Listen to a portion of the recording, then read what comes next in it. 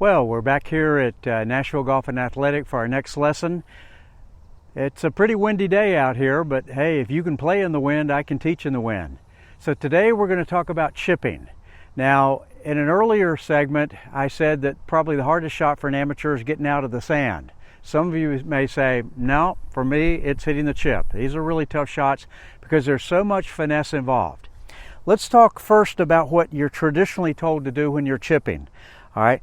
The basic thing that you're told in chipping is you want to get weight forward and that sort of thing because you don't want to thud behind the ball. All right, that's too hard. I'm going to teach you an easier method.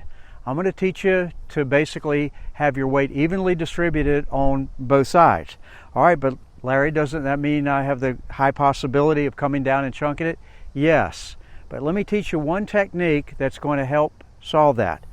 The classic mistake that people make with chipping, and they see the pros do this, and the pros can get away with it, is they have a very descending shot on the chip.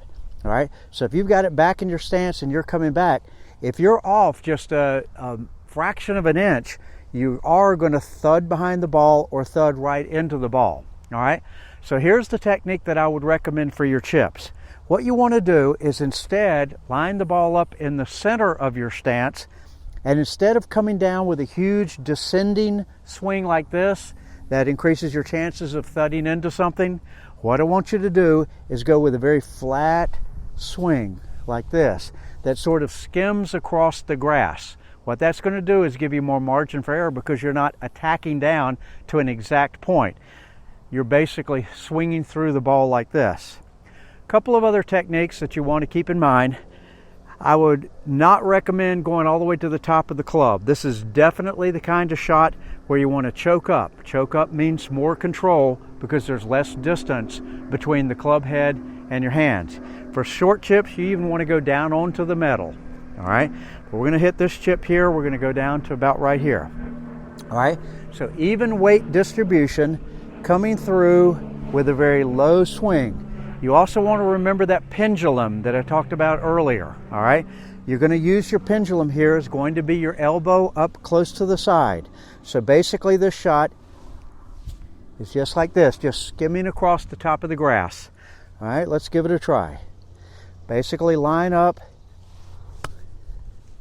okay, skim across the grass. You got a nice chip. We were out there about 25 feet with that chip, all right? But what about a longer chip? All right, let's say that you got a little bit longer chip. You're obviously going to have to go farther back for this shot. That's going to mean possible loss of control.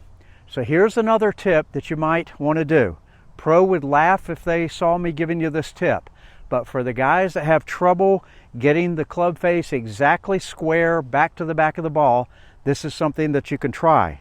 And that is, what you're going to do for even greater control, you're going to move your pendulum from right here beside your body all the way down to your hands. Here's how you do that. Okay, we choke up.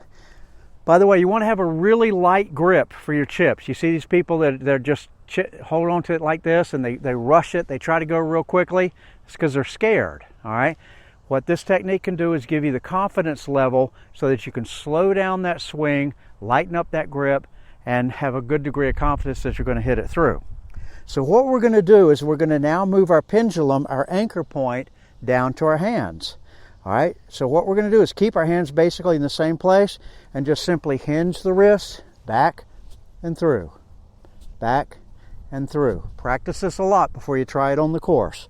But here's what it looks like when we actually do it. You see how easily we got the ball up there? That pendulum is what enabled us to do that. So next time you're out there working on that chip, by the way, distance is controlled by the amount you go back. Shorter chip may only go back this far. Longer chip, a little bit farther. Just remember the face of the clock, okay? And you can have some shots where you're even coming all the way back like this, but still keeping that pendulum anchor point pretty much the same spot. So give that a try, and let's hope that's going to improve your chipping.